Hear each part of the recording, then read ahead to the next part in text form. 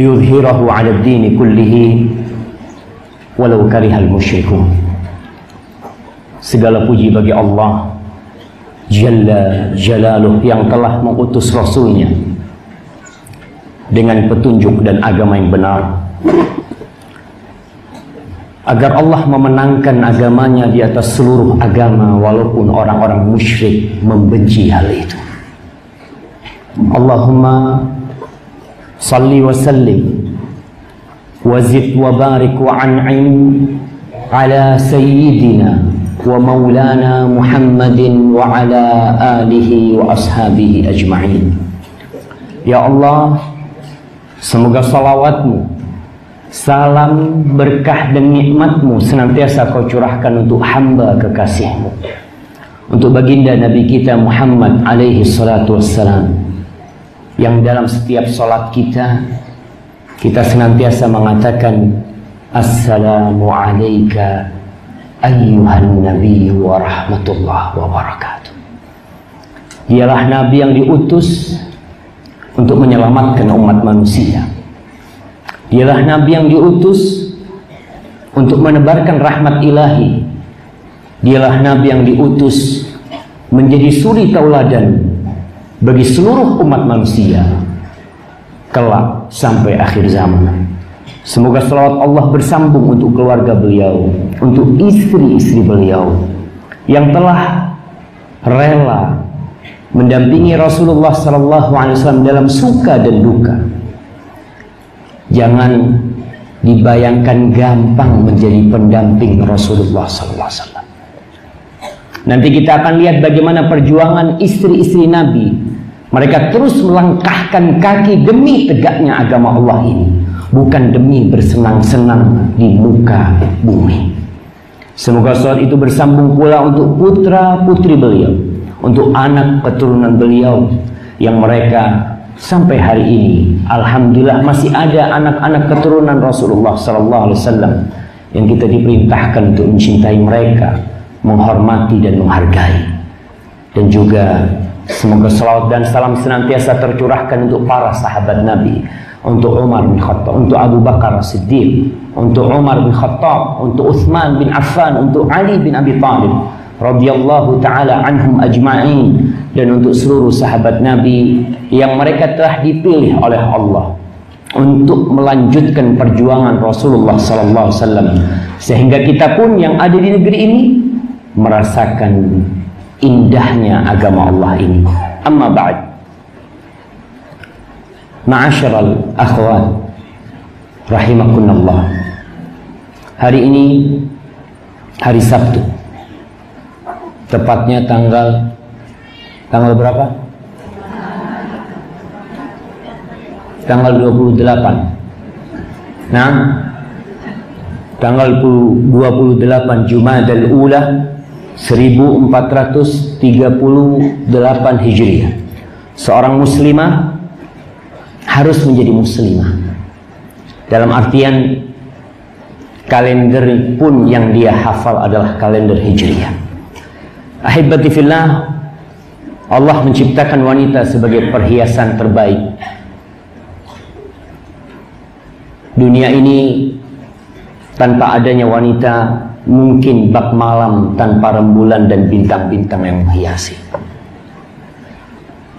Tatkala Allah menciptakan Adam alaihissalam dalam kondisi tidur, Allah mengambil dari tulang rusuk Adam dan terciptakan darinya Hawa. Bisa dibayangkan kenapa wanita diciptakan dari tulang rusuk, bukan dari tulang kaki, bukan dari tulang tangan, bukan dari tulang kepala. Karena memang sejatinya wanita diciptakan untuk mendampingi lelaki. Kemanapun dia pergi, ketentraman hidupnya tidak akan pernah tercapai kecuali tatkala ada yang mendampingi hidupnya. Buktinya Adam alaihissalam. Allah mengatakan, ya ayyuhan nasu taqu rabbakumul ladzi khalaqakum min nafsin wahidah. Kata Allah, wahai manusia, Bertakwalah kalian kepada Allah yang telah menciptakan kalian dari satu jiwa. Dari siapa? Dari Adam alaihissalam. Semua yang ada di tempat ini dari satu jiwa, dari Adam alaihissalam. Wa khalaqa minha zawjaha. Dan dari satu jiwa ini Allah ciptakan pasangannya, yaitu Hawa, ibunda kita. Ibunda kita dari Adam alaihissalam, dan Adam tercipta dari tanah. Kita belajar semua dari peristiwa ini bahwa seyogyanya seorang muslim tidak sombong. Dia hendak menyombongkan diri kepada siapa, sedangkan dia bersama saudaranya, bersama semua yang ada di muka bumi adalah dari satu jiwa. Apa yang hendak dia sombongkan? Kalau dia bukan saudaramu, bukan kakakmu, dia adiknya. Dia bukan adikmu, dia mungkin paman dan bibimu. Tapi semua nasab kita bersambung sampai Adam alaihissalam. Wa batha minhuma rijalan katsiran wa nisaa. Ma'asyiral ikhwah, berbincang tentang perhiasan dunia. Rasulullah sallallahu alaihi wasallam mengatakan ad-dunya mata. Wa khairu mata'id dunya al-mar'atu salihah. Dunia ini adalah kesenangan. Dan sebaik-baiknya kesenangan yang ada di muka bumi ini, yang ada di dunia ini adalah istri yang solehah. Yang ada di tempat ini, ana yakin dia ingin menjadi istri yang solehah. Tapi terkadang perjalanan hidup menyingkap siapa sebenarnya dia. Hari ini kita ingin belajar bagaimana seharusnya wanita melanjutkan perjuangan Asiyah binti Muzahib. Siapa Asiyah binti Muzahib? Istrinya Fir'aun. Hari ini kita berharap wanita-wanita yang ada di tempat ini bisa melanjutkan perjuangan Khadijah binti Khuwailid, Fatimah binti Muhammadin sallallahu alaihi wasallam, Aisyah binti Abu Bakar. Peristiwa-peristiwa telah menyingkap bahwa mereka adalah emas murni. Mereka bukan imitasi, tapi mereka adalah wanita-wanita yang pantas untuk disebutkan oleh Rasul sallallahu alaihi wasallam sebagai wanita terbaik yang ada di muka bumi.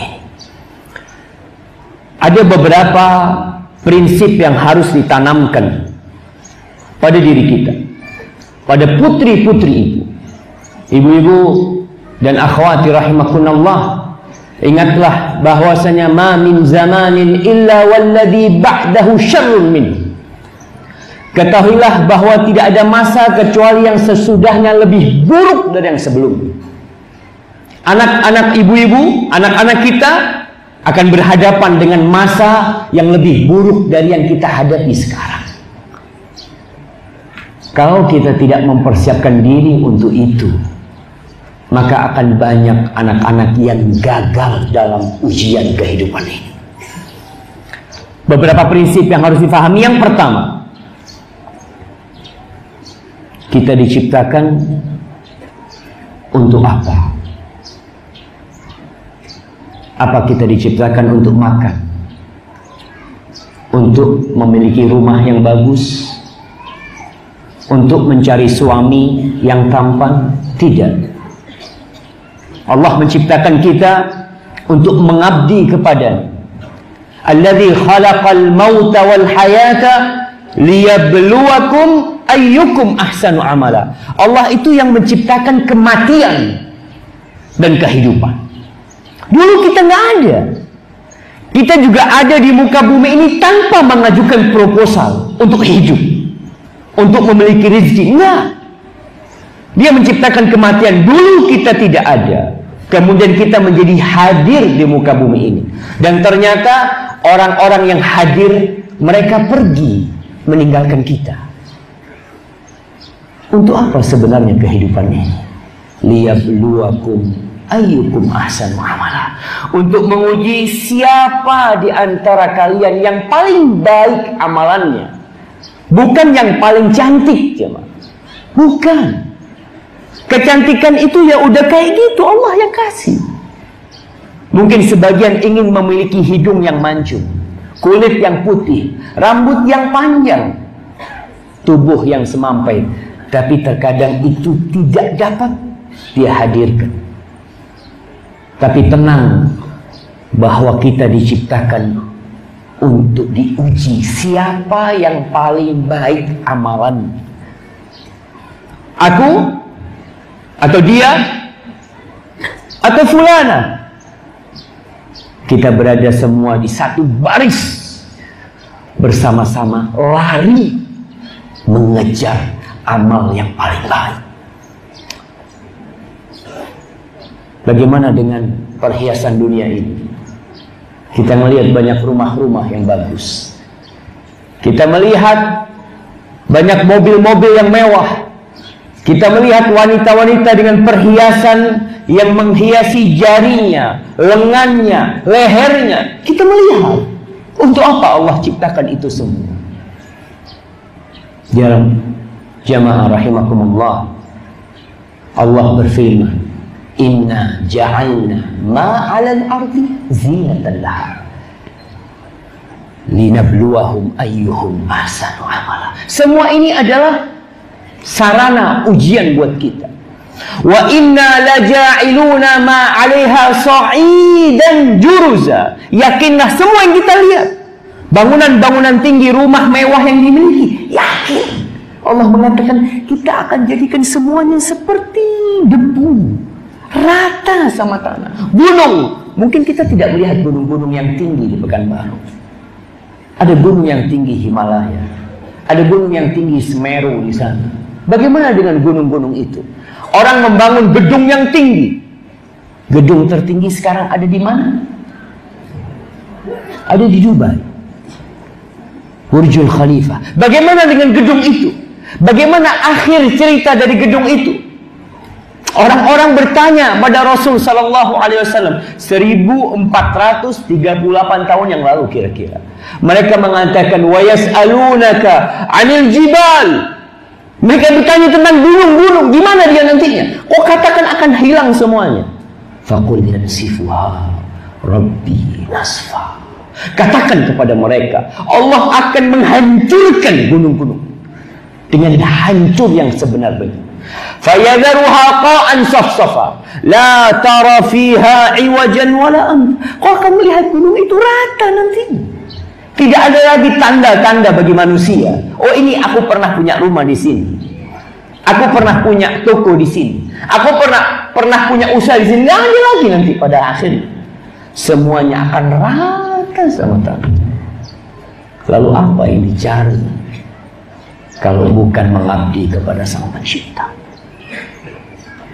Dalam pengabdian ini, yang kedua nih, kita butuh pertolongan Allah. Kita senantiasa mengatakan iyyaka na'budu wa iyyaka nasta'in. Itu ikrar kita setiap hari, paling sedikitnya 17 kali. Ibu-ibu ketika tidak sholat, nggak apa-apa dia baca. Dia katakan iyyaka na'budu wa iyyaka nasta'in. Karena kita memang diciptakan hamba. Bapak kita juga hamba, ibu kita juga budak, kakek kita sama. Iyyaka na'budu wa iyyaka nasta'in. Minta tolong sama Allah Jalla Jalaluhu dalam menghadapi berbagai masalah. Menghadapi orang tua, menghadapi suami, menghadapi anak, menghadapi tetangga, menghadapi godaan dunia. Iyyaka na'budu wa iyyaka nasta'in. Dan yang ketiga, ridha terhadap takdir ilahi. Yang terjadi, biarlah terjadi. Rasulullah sallallahu alaihi wasallam berpesan kepada sepupunya, misanannya, anak pamannya yang bernama Abdullah bin Abbas radhiyallahu taala anhuma. Kita lihat bagaimana seorang nabi, seorang kerabat memberikan nasihat kepada kerabatnya supaya ibu-ibu nih kalau mau ngasih nasihat anaknya belajar. Kapan dia kasih nasihat anaknya? Ketika itu dalam perjalanan, Ibnu Abbas di belakang Rasul sallallahu alaihi wasallam.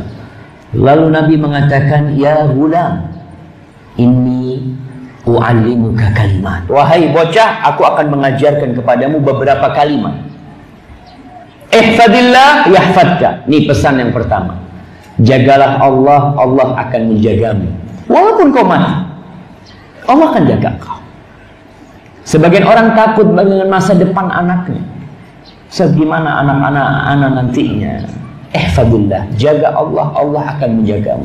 Ihfadillah tajidhu tujahak. Jagalah Allah, engkau akan mendapati Allah di hadapanmu.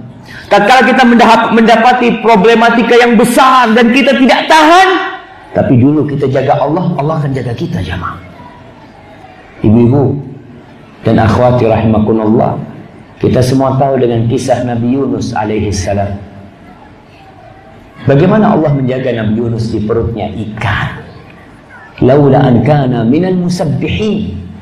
Andai kata tuh Nabi Yunus bukan termasuk orang yang sering bertasbih, bukan termasuk orang yang biasa menjaga Allah, dia akan berada di perut ikan itu sampai hari kebangkitan nantinya. Tapi karena dia menjaga Allah, Allah jaga dia. Idza sa'alta fas'alillah. Kalau kau minta, minta sama siapa? Minta sama Allah. Makanya wanita jangan bergantung sama suaminya. Anak-anak gadis jangan bergantung sama bapaknya. Bapaknya bakal mati. Bapaknya manusia. Terus bergantung sama siapa? Sama Allah. Meminta apa? Minta sama Allah. Butuh sesuatu, hamparkan sejadahnya. Salat. Lalu angkat, ya Allah. Panggil itu Allah. Sebelum kita berucap, Allah udah tahu dengan isi hati kita. Tapi kita diperintahkan untuk minta. Allah mengatakan, ud'uni astajib lakum. Minta sama aku, pasti dikabulkan sama Allah Subhanahu wa ta'ala. Punya masalah sama suami, nggak perlu ngasih tahu orang tua. Ngasih tahu Allah Jalla Jalaluhu. Orang tua mungkin tidak bisa berbuat apa-apa. Malah sang anak akan membebani orang tuanya. Udah capek tuh bapak sama ibunya membesarkan putrinya. Ketika sudah besar, dinikahkan, ternyata si anak bawa itu beban dilemparkan kepada orang tuanya. Minta sama Allah, syabab. Wa idza sta'anta fasta'in billah. Kau butuh pertolongan? Iya, semua butuh pertolongan. Fasta'in billah. Minta pertolongan sama Allah Jalla Jalaluhu. Jamaah, Allah itu yang menghancurkan Fir'aun. Allah itu menghancurkan Fir'aun. Apakah kalau kita punya masalah sama suami, ibu-ibu punya masalah sama suaminya, Allah nggak bisa bantuin ibu-ibu? Subhanallah. Orang-orang kafir Quraisy tatkala Mekah hendak diserang oleh Abraha, apa kata Allah? Alam tara kaifa fa'ala rabbuka bi ashabil fil. Itu Allah yang menghancurkan mereka.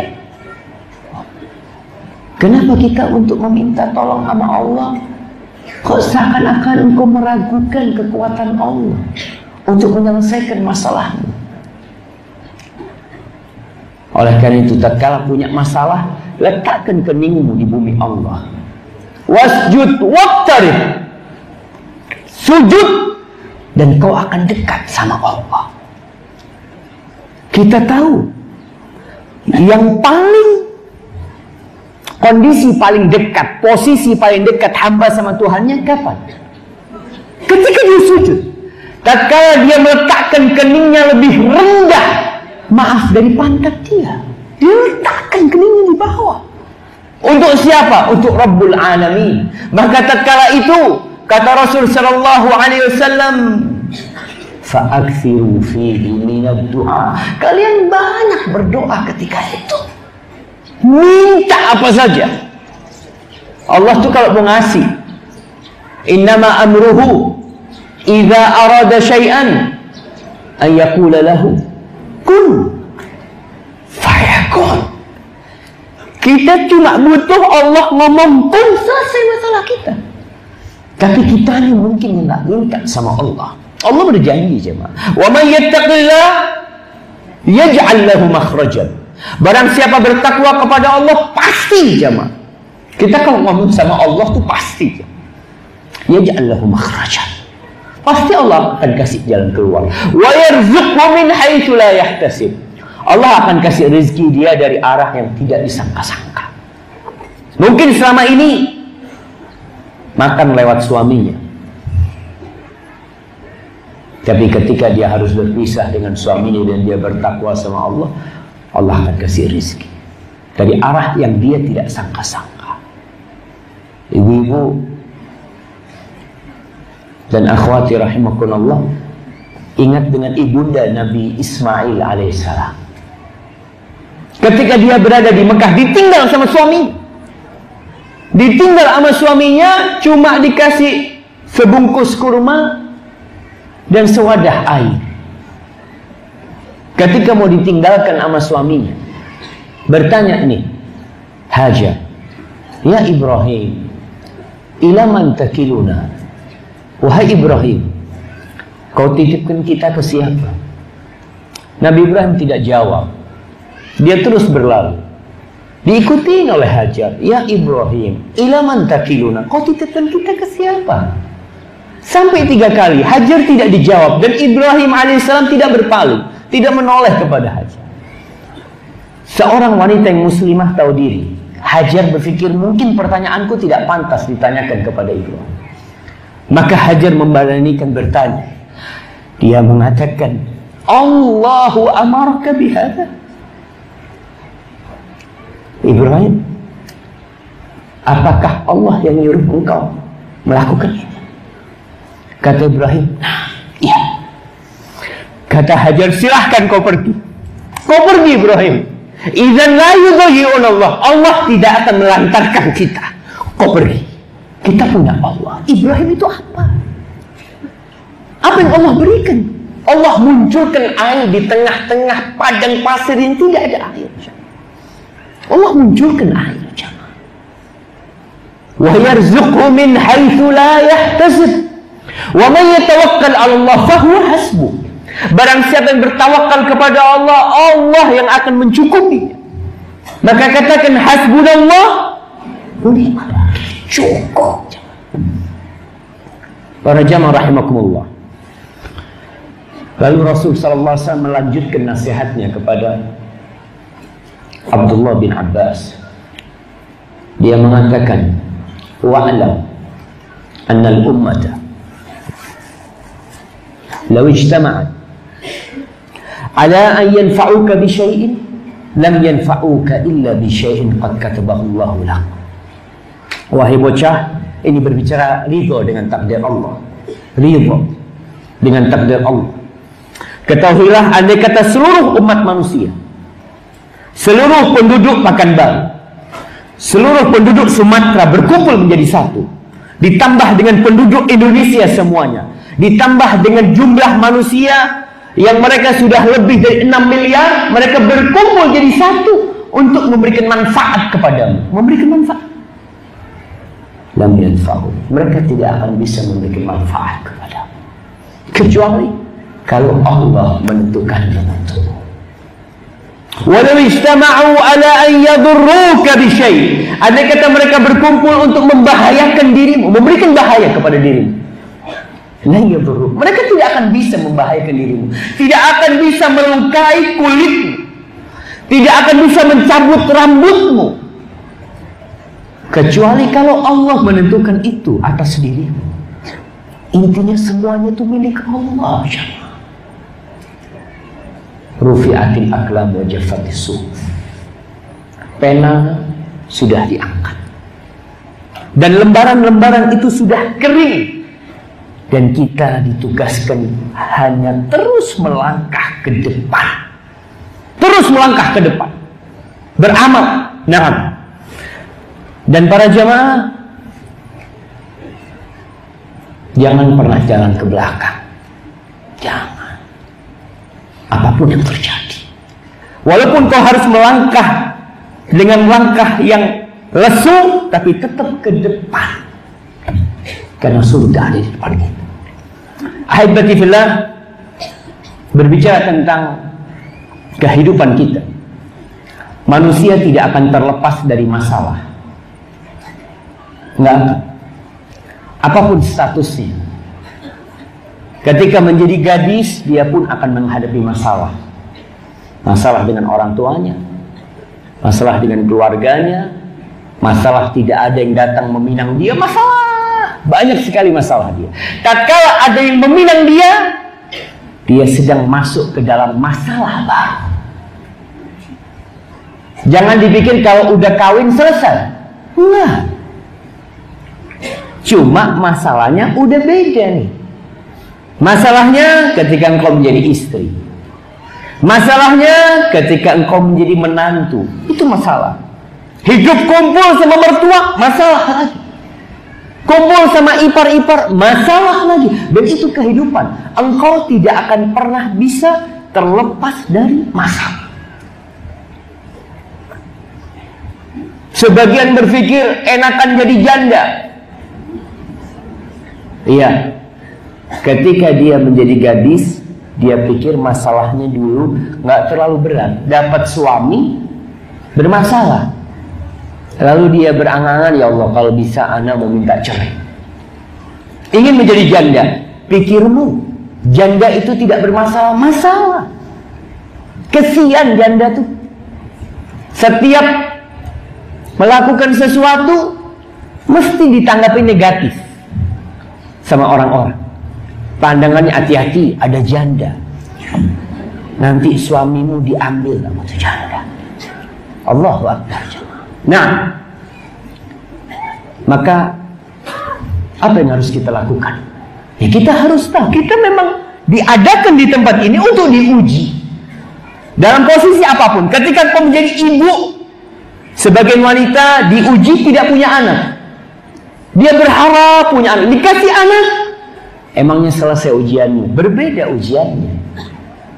Anak ada yang bisa membuat orang tuanya kufur kepada nikmat Allah. Ada. Rasulullah SAW berbincang tentang kehidupan ini dalam hadis yang diriwayatkan oleh Imam Bukhari. Ana izin minum dulu. Bismillah.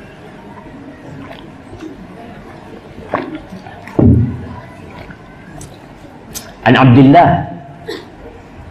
ibn Mas'ud radhiyallahu taala anhu qala khatta an-nabiy sallallahu alaihi wasallam murabba'an. Suatu hari Rasul sallallahu alaihi wasallam bikin garis di tanah. Garis itu berbentuk segi empat. Garis itu segi empat. Wa khatta khattan fil wasat kharijan minhu. Nah, ini segi empat. Lalu kata Abdullah bin Mas'ud, Nabi kita alaihissalatu wassalam membuat garis dari tengah keluar dari segi empat itu. Wa khatta khutatan sigharan ila hadha alladhi fil wasat min janibihi alladhi fil wasat. Yang tengah ini keluar itu dikasih garis-garis ke samping kiri, ke samping kanan. Garis kecil-kecil. Lalu Nabi SAW mengatakan, qala hadzal insan. Nih, titik ini nih, yang di tengah nih, manusia. Kotak empat ini, segi empat ini, apa? Ajal. Dia itu nggak akan bisa lari dari ajal. Dia sudah terkepung dengan ajal. Makanya Allah katakan, walau kuntum fi burujin musyayyadah. Engkau dimanapun berada di benteng, akan datang kematian itu menyebutmu. Adapun garis yang dari dalam sampai keluar dari kotak itu adalah angan-angan manusia. Angan-angannya itu sampai keluar coba. Kepingin punya ini, kepingin punya aroma, kepingin punya macam-macam, tapi tahu-tahu ajal memutuskan angan-angan dia. Lalu bagaimana dengan garis kecil-kecil? Itulah musibah-musibah yang datang. A'rab, Nggak kena di kiri, kena di kanan. Nggak kena di kanan, kena di kiri terus. Makanya saya katakan manusia ini akan terus kena musibah, diuji oleh Allah Subhanahu wa ta'ala. Sampai kapan? Sampai mati. Oleh karena itu Allah berfirman, wa'bud rabbaka hatta ya'tiyakal yaqin. Kau beribadahlah kepada Rabbmu sampai kapan? Sampai tua, sampai beristri, sampai bersuami, sampai punya anak. Tidak, sampai datang keyakinan kepadamu, yakni kematian datang. Ma'asyiral ikhwah rahimakumullah. Karena wanita memang diciptakan sebagai pendamping hidup, maka masalah apapun yang terjadi, jangan sampai merubah niat kita ketika mendampingi hidup seseorang. Apa niatnya orang menikah? Nih, kalau kita tahu niat dan tujuan, apapun yang terjadi sama suami kita, apapun yang terjadi dengan kehidupan kita, dengan mertua kita, dengan apa, kita akan tetap di garis. Niatku ini, nggak ada masalah. Memang aku diuji di rumah sini. Dapat suami, na'udzubillah, pelit. Mau gimana? Ya dinikmati. Tujuanku menikah bukan harta, enggak. Kita lihat nih, niat nikah. Yang pertama, niat nikah mengikuti sunnah para nabi dan rasul.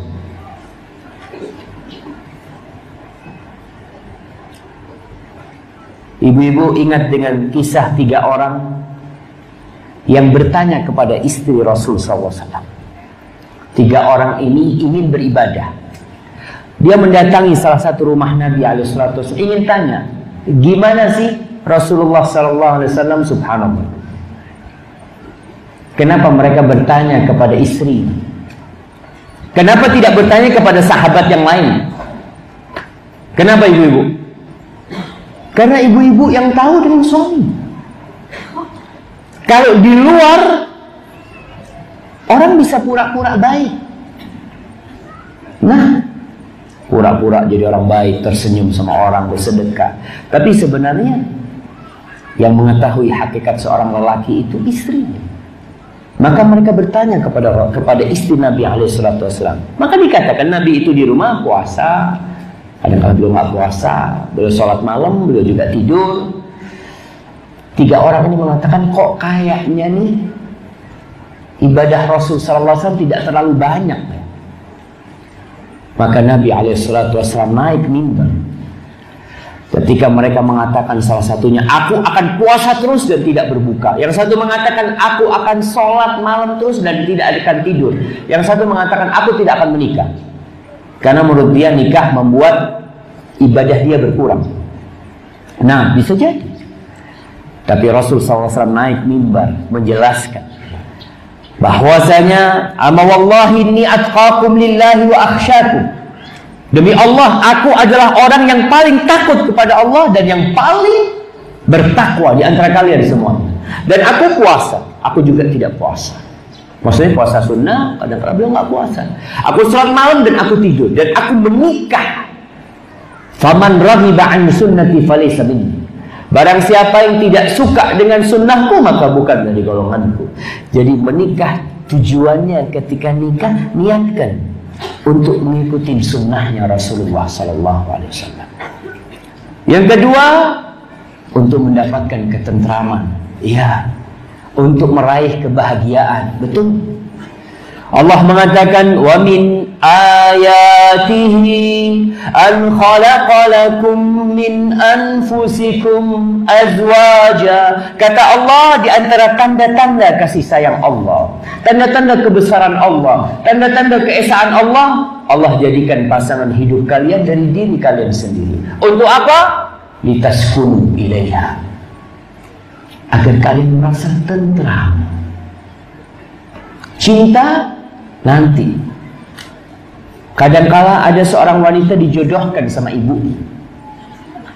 Dia mengatakan, Bunda, aku ini gak suka sama dia, gak ada rasa sama dia. Nah, tapi dia tuh orang soleh. Coba kau cari tahu tentang dia. Ketika sudah cocok, walaupun belum ada cinta, silakan. Yang penting sudah cocok. Cinta, wa ja'ala bainakum mawaddatan wa rahmah. Siapa yang menjadikan cinta dan kasih sayang? Allah. Ada orang yang cinta sebelum nikah, setelah nikah jadi benci dan permusuhan. Banyak terjadi. Maka yang penting adalah kecocokan kita dengan pasangan hidup kita. Sakinah, itu yang kita harapkan dari rumah tangga itu. Inna fi dzalika laayatin liqaumin yatafakkarun. Kemudian yang ketiga, tujuan menikah adalah agar kita bisa menundukkan pandangan dan menjaga kemaluan. Allah berfirman di surat An-Nur ayat 31. Allah mengatakan wa qul lil mu'minat yaghdudna min absarihin wa yahfadna furujahun. Katakan kepada wanita-wanita mukminat agar mereka menahan sebagian pandangan mereka dan menjaga kemaluan mereka. Jamaah, fitnah itu dimulai dari mana? Dari mata. Dari mata. Maka Allah perintahkan agar kita menundukkan pandangan kita. Menikah termasuk sarana agar kita bisa menundukkan pandangan kita. Rasul sallallahu alaihi wasallam mengatakan, ya ma'syarasy syabab, wahai anak-anak muda, man istata'a minkumul ba'a falyatazawwaj. Wahai anak-anak muda, siapa di antara kalian yang bisa, yang mampu untuk nikah, nikah. Cepat menikah. Nggak perlu nunggu punya rumah. Enggak. Yang penting kau punya kemampuan untuk memberikan nafkah kepada istrimu, nikah. Kenapa kok disuruh menikah? Godaan terbesar lelaki adalah wanita. Dan wanita pun juga tergoda dengan lelaki. Ibu-ibu masih ingat, dan akhwati rahimakunallah, ingat dengan kisah Nabi Yusuf alaihissalam. Bagaimana wanita-wanita tersebut tatkala memandang Nabi Yusuf alaihissalam, faqatta'na aydiyahun. Mereka sampai memotong-motong tangan mereka. Karena fitnah. Karena mereka tidak menundukkan pandangan mereka. Maka menikah tujuannya, kenapa kau menikah? Ngomong sama abahnya, bah ana mau nikah. Bah. Kenapa? Yang pertama tadi, untuk mengikuti sunnah para nabi dan rasul. Yang kedua, untuk mendapatkan ketentraman. Karena bagaimanapun aku diciptakan sebagai pendamping. Wanita diciptakan sebagai pendamping. Dia hidup sendirian, ya dia tidak akan tenang. Yang ketiga, katakan kepada ayahnya, aku sudah kayaknya susah menahan pandangan mata. Maka cepat menikah. Rasul sallallahu alaihi wasallam mengatakan, fa innahu aghaddu lil basar wa ahsanu lil farj. Menikah itu akan lebih membuat kita kuat dalam menundukkan pandangan dan menjaga kemaluan. Yang nggak bisa, puasa. Tapi ingat, tujuan seorang menikah, katakan itu. Aku tujuanku untuk menahan pandanganku. Kemudian tujuan yang keempat,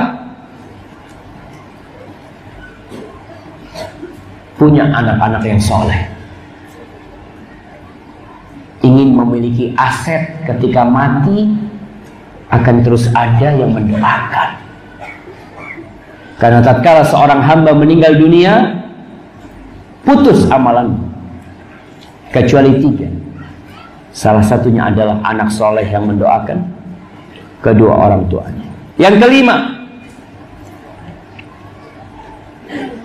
tujuannya masuk surga lewat kepatuhan kepada suami. Aku ingin masuk surga karena aku dengar ya, orang yang taat dan patuh kepada suaminya itu diperbolehkan masuk surga dari pintu mana saja. Jadi awal niat nikah udah itu tuh. Bukan mau bangkang sama suaminya, enggak. Kadang-kala ada anak-anak yang nikah sama orang tuanya udah dikasih beberapa arahan. kau nanti jangan nurut sama suamimu, jangan mau kau diatur sama suamimu. Ada yang seperti itu. Udah salah niatmu. Ingat ketika nikah, aku mau taat dan patuh sama suami supaya masuk surga. Rasulullah sallallahu alaihi wasallam bersabda, "Idza shallatil mar'atu khamsaha wa shamat syahraha wa ata'at zawjaha wa hafizat farjaha qila laha udkhulil jannah min ayyi abwabil jannati syi'ti." Kata Nabi alaihi salatu wassalam, apabila wanita itu salat yang 5 waktu. Ingat, ibu-ibu ini kadang-kala sholatnya bolong-bolong. Kenapa? Karena dia ada libur. Dia ada liburnya, sehingga mau sholat lagi berat kadang-kala buat dia. Maka jaga sholatnya. Yang kedua, wasamat syahraha, puasa di bulan Ramadan. Ada sebagian akhwati mungkin yang sampai hari ini utangnya belum dibayar, utang puasa. Ada yang pernah punya utang 20 tahun yang lalu. Nah, dia belum bayar. Ingat, catatannya dia harus puasa di bulan Ramadan. Lengkap puasa Ramadan. Dan tentunya puasa Ramadan bagi wanita berat. Karena dia harus membayar utang di sela-sela kegiatan dia. Apalagi dia seorang istri, dia harus ngurusin anaknya, harus masak buat suaminya. Satu keluarga nggak ada yang puasa, cuma dia yang puasa. Berat buat dia, tapi ini syarat untuk masuk surga. Yang ketiga, dan dia taat kepada suaminya. Taat kepada suaminya. Apapun yang diminta suaminya, selama dia bisa berikan, dia berikan. Kalau yang diminta oleh suaminya jantung si istri, katakan sama bang, abang kalau minta jantung, aku kasihkan bang. Ini sebagai bentuk dari awal ketaatan kepada suami. Yang keempat, dan menjaga kehormatan dirinya. Dia menjaga kemaluannya, dia tidak memasukkan orang lain ke dalam rumahnya. Dia tidak pergi dengan lelaki lain. Dia tidak chatting apa sama lelaki yang bukan mahramnya, yang tidak ada hubungan. Dia jaga kemaluan dirinya. Apa yang akan terjadi? Akan dikatakan kepada wanita ini, udkhulil jannah, silahkan kau masuk surga dari pintu mana saja yang kau mau. Dari mau masuk dari pintu mana? Tafadhol. Enggak berat masuk surga bagi wanita. Yang keenam, niat yang keenam, mendapatkan syafaat dari anak-anaknya untuk masuk surga. Sehingga kalau sudah punya niat itu, nanti dalam perjalanan hidup anaknya meninggal dunia, maka dia langsung ingat, ya Allah, aku dulu niat tuh, kepingin aku nanti ditunggu sama anak-anakku di pintu surga. Nah, Rasulullah sallallahu alaihi wasallam bersabda, yuqalu lil wildani yaumal qiyamah udkhulul jannah. Dikatakan kepada anak-anak kecil agar mereka masuk surga. Fayaqul, ya Rabb, wahai Rabb kami, hatta yadkhula aba'una wa ummahatuna. Mereka mengatakan, wahai Rabb, kita nggak akan masuk, kita akan tunggu di pintu sini sampai bapak dan ibu kami datang ke sini.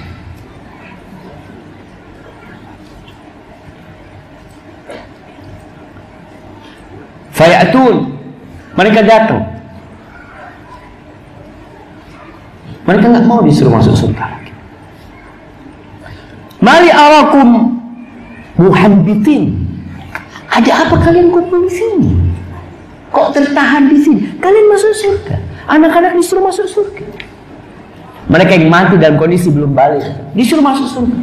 Mereka mengatakan, ya Rabbi abauna wa ummahatuna. Wahai Rabb kami, ayah ibunda kami minta juga masuk surga bersama kami. Lalu Allah mengatakan, udkhulul jannah antum wa aba'ukum. Kalian silahkan masuk surga sama bapak ibu kalian semua. Jamaah, subhanallah.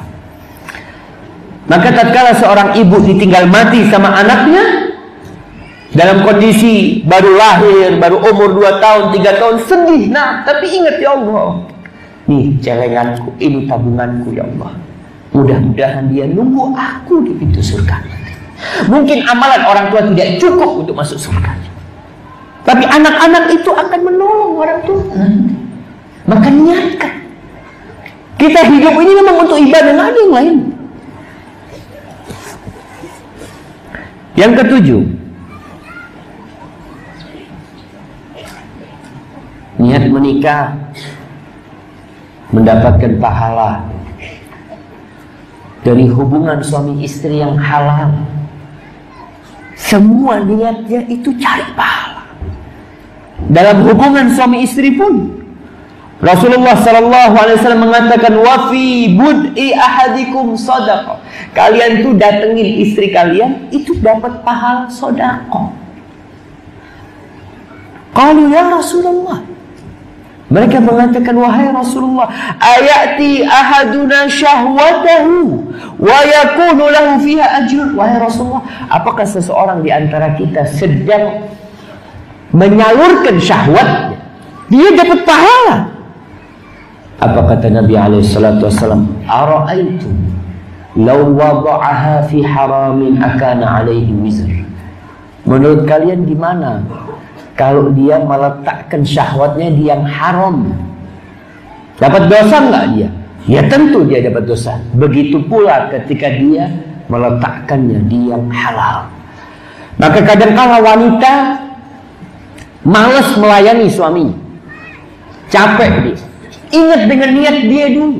Ya Allah, mungkin aku capek melayani suamiku, tapi kau melihat ya Allah, aku ingin pahala dari ini. Ambil pahala itu jemaah.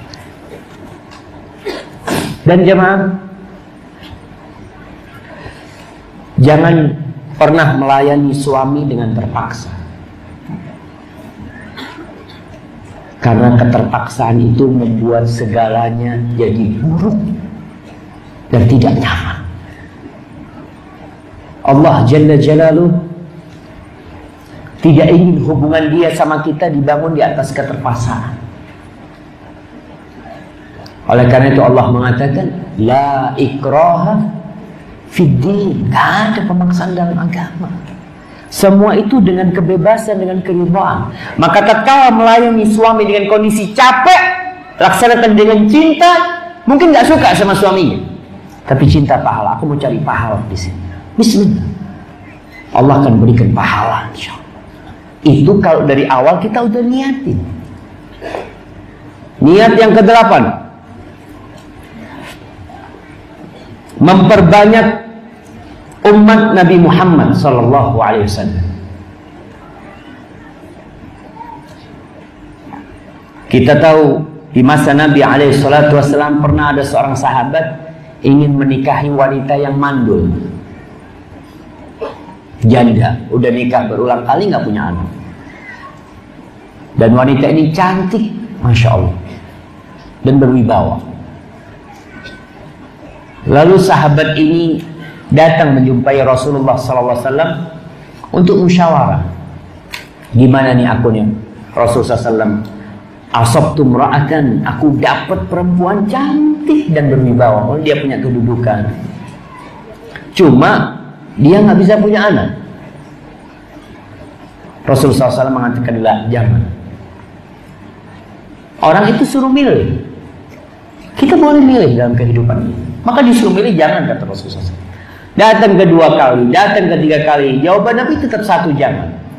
Akhirnya beliau mengatakan alaihi salatu wassalam, tazawwajul walud al wadud fa inni mukathir bikumul umam. Nikahilah wanita-wanita yang penyayang dan subur, banyak anak.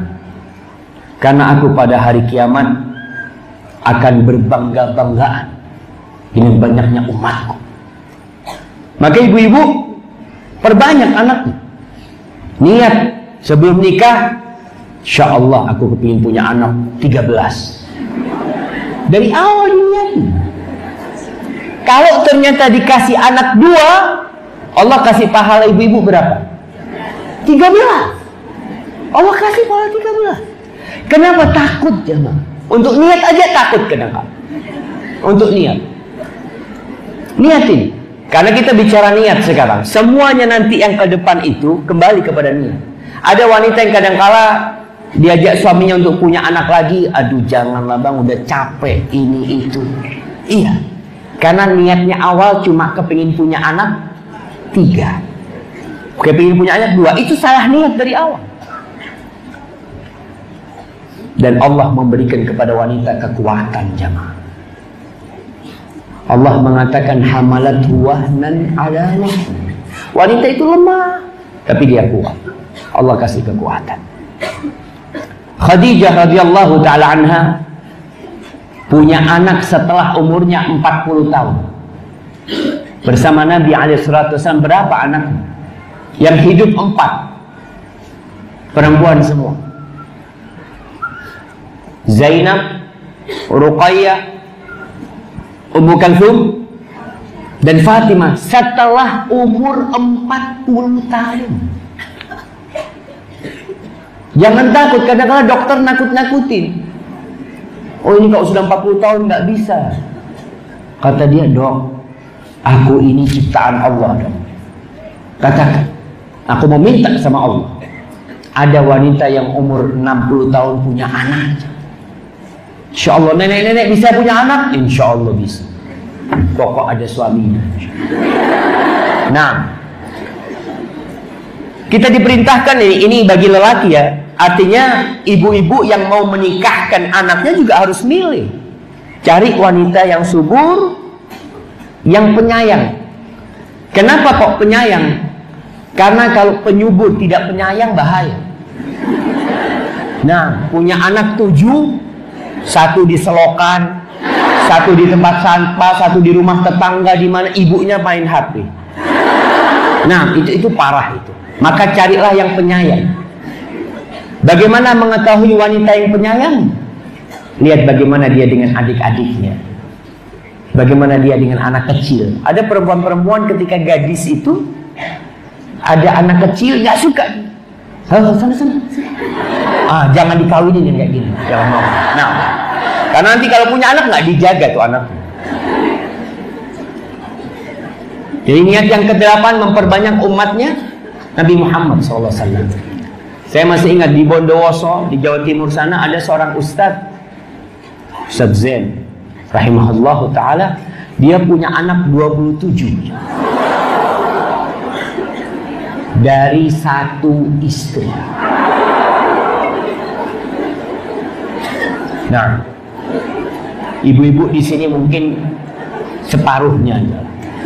Nah, orang-orang dulu masya Allah. Karena apa? Karena niat tadi. Sudah. Jangan rame-rame. Kita lanjutkan. Yang ke-9, memiliki putri-putri. Kita tahu memiliki anak putri itu ada fadilahnya. Anak-anak wanita itu, kata Rasulullah sallallahu alaihi wasallam, "Man ibtuliya minal banati bi syai'in fa ahsana ilaihinna, kunna lahu sitran minan nar." Barang siapa yang dikasih anak perempuan, lalu dia berbuat baik kepada anak-anak wanita itu, anak wanita itu akan menjadi tameng yang menyelamatkan orang tuanya dari api neraka. Kita lihat niat kita tetap akhirat. Urusan dunia akan kita tinggal, rumah akan ditinggal, pasti ya Bang. Maka niatkan untuk yang lebih besar. Kemudian yang ke-10, menikah untuk saling tolong menolong dalam kebajikan. Artinya ketika mau nikah, Anda mau cari suami yang soleh, yang bisa mengingatkan anak untuk sholat. Begitu pula seorang suami, Anda memang mau saling membantu. Allah berfirman, wa ta'awanu 'alal birri wat taqwa. Kalian saling tolong menolonglah dalam kebajikan dan ketakwaan. Di masa Rasul sallallahu alaihi wasallam ketika turun ayat innal ladzina yaknizuna adh-dhahaba wal fiddata wa la yunfiqunaha, orang-orang yang menimbun emas dan perak kemudian mereka tidak membayar zakatnya, itu mereka akan mendapatkan azab yang pedih. Para sahabat takut ketika turun ayat itu. Lalu mereka bertanya, ya Rasulullah, kalau kita tahu harta yang paling baik apa, kita akan cari. Rasulullah SAW, apa harta yang paling baik? Kata Nabi SAW dalam hadis riwayat Ahmad, liyattakhidha ahadukum qalban syakiran wa lisanan dzakiran wa zawjatan mu'minatan tu'inuhu ala amril akhir. Hendaklah seorang di antara kalian mencari hati yang pandai bersyukur, lisan yang pandai berzikir, dan istri yang beriman yang membantu dia dalam urusan akhirat, bukan urusan dunia. Urusan dunia mah gampang, banyak yang bisa bantuin insyaallah. Tapi untuk urusan akhirat butuh pendamping hidup yang bisa membantu urusan akhirat kita. Ahibati fillah, itulah kira-kira beberapa niat ketika seorang menikah. Sehingga tatkala kita sudah punya niat itu, masuk ke dalam rumah tangga, memiliki banyak masalah, selalu kita ingat sama niat itu. Yang pertama, kalau dapat suami yang pemarah, dapat suami pemarah, artinya kan kadangkala orang menilai wanita, menilai laki, dilihat masya Allah kok kayaknya baik banget dia ya. Kadangkala di luar baik, makanya perlu cari tahu benar nggak dia itu orang yang baik. Jemaah, kalau bisa nggak ada yang foto-foto, ibu-ibu diturunkan kameranya, insya Allah. Iya, kita mau kajian bukan mau foto. Baik, kalau dapat suami yang pemarah, apa yang perlu kita lakukan? Ibu-ibu apa yang dilakukan? Ingat, ridha dengan takdir Allah SWT. Mau gimana?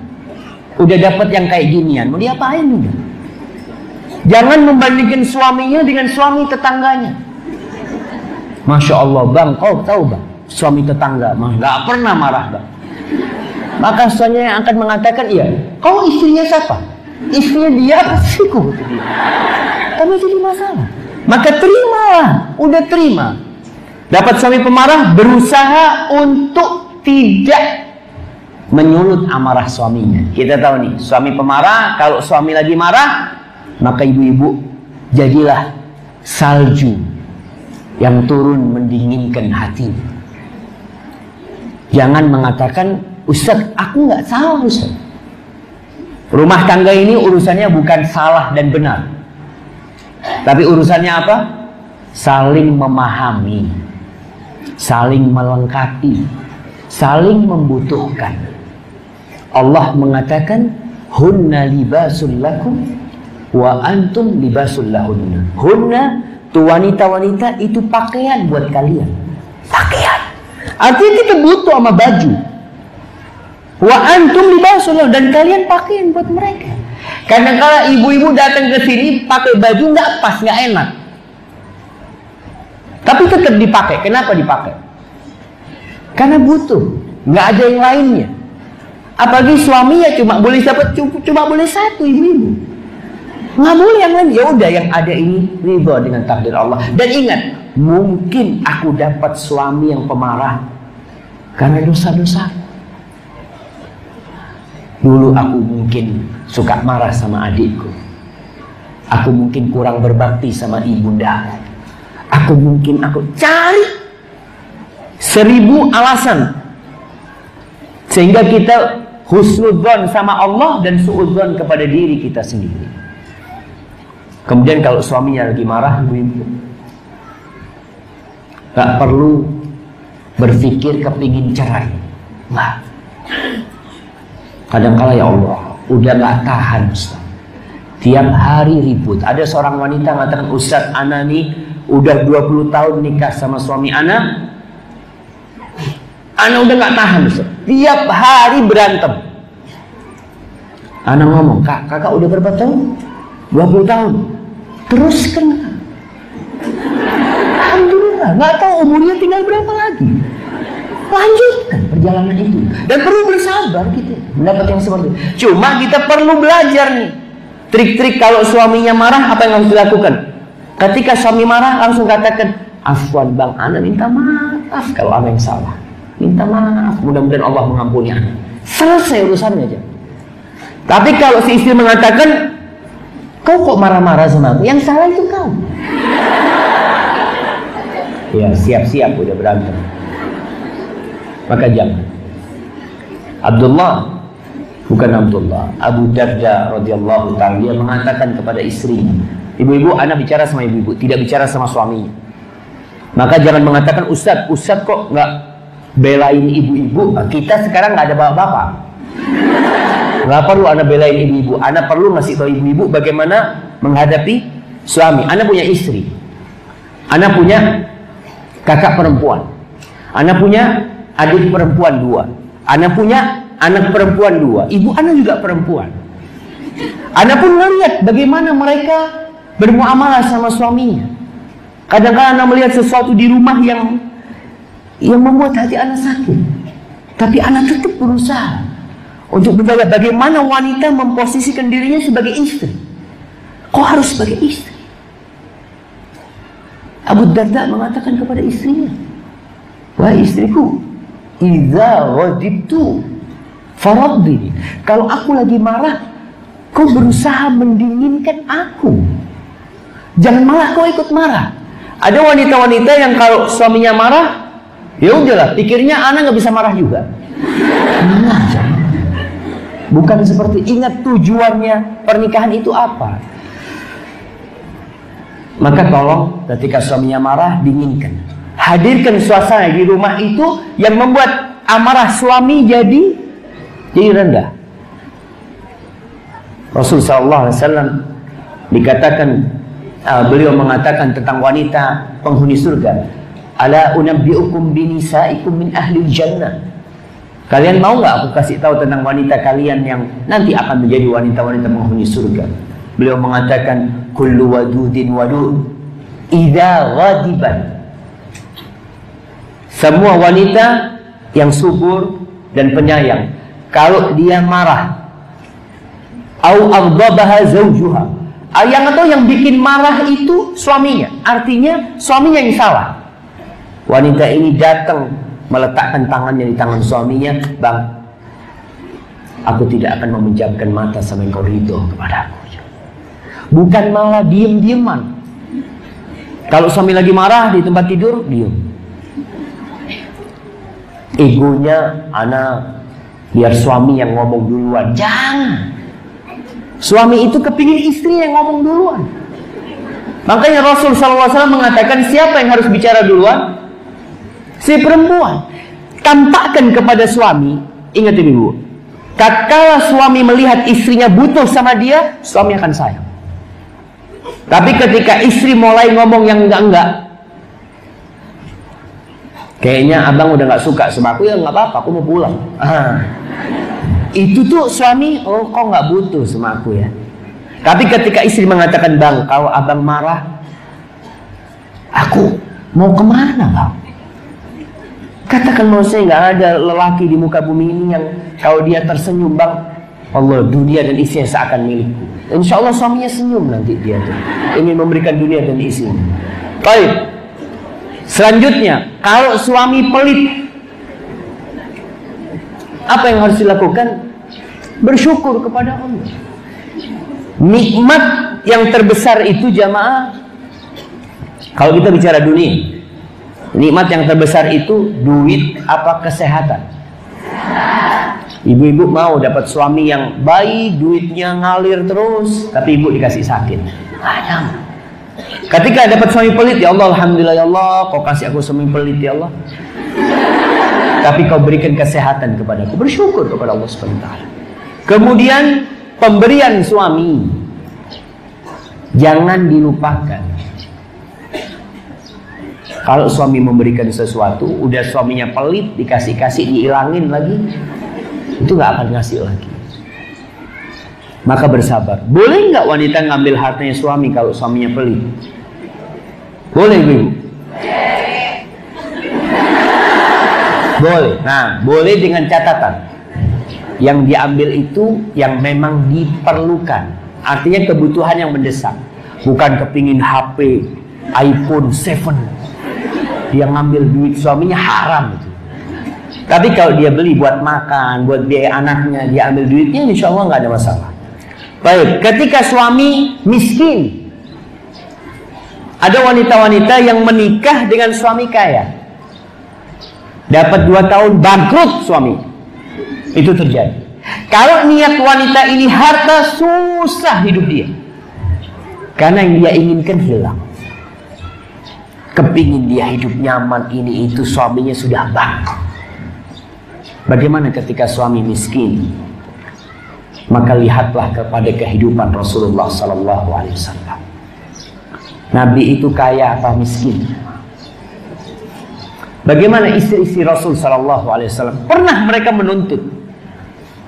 Ketika istri-istri Nabi menuntut tambahan nafkah, yang terjadi keributan. Akhirnya Rasul SAW mendiamkan istrinya selama 1 bulan. Didiamkan istrinya, ingin memberikan pelajaran kepada mereka. Setelah 1 bulan dikumpulin, satu persatu dipanggil. Kau, Allah sebutkan di surat apa? Al-Ahzab apa An-Nur? In kuntunna turidna Allah wa rasulahu fata'alaih. In kuntunna turidna al-hayatad dunya. Kalau kalian ingin kehidupan dunia, kalian pilih. Aku kasih duit, aku kasih kenikmatan, lalu aku ceraikan kalian, kata Nabi SAW. Wa in kuntunna turidna Allah wa rasulahu wa daral akhirah. Kalau kalian ingin Allah dan Rasulnya dan ingin hari akhir, maka kalian silahkan hidup lagi sama aku, kata Rasul SAW. Istri-istri Nabi itu sering gak makan gitu. Sering gak makan. Beliau alaihissalatu wassalam datang ke rumahnya, tanya, ada yang bisa dimakan? Kata istrinya, gak ada, kecuali air. Pernah di rumah Aisyah radhiyallahu ta'ala anha, ada seorang wanita dengan 2 putrinya mengemis ke sana. Aisyah cari di rumah Rasul SAW, cuma ada 1 butir kurma. Dan istri-istri Nabi, mereka lebih baik dari ibu-ibu. Mereka lebih sempurna akhlak mereka daripada ibu-ibu. Ternyata mereka sabar. Mereka tidak menuntut akhirnya kepada Rasul SAW. Maka ketika mendapatkan suami yang penghasilannya sedikit, bersyukur kepada Allah SWT. Alhamdulillah, aku masih punya suami. Kemudian lihat yang namanya putri Nabi, radhiyallahu ta'ala an Fatimah wa sallallahu alaihi wasallam. Fatimah punya suami Ali bin Abi Thalib, dan Ali miskin. Ali miskin. Fatimah ini kerja sendiri. Dia itu kalau sekarang Masya Allah, tinggal beli tepung, bikin roti, beli beras, langsung bisa makan.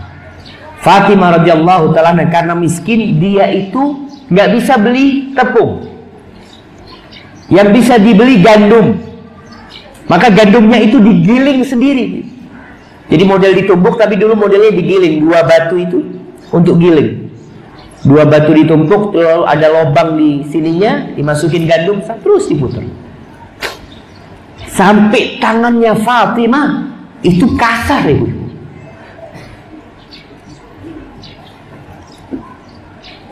Bayangkan, Fatimah itu wanita terbaik di surga nanti. Karena dia kasar.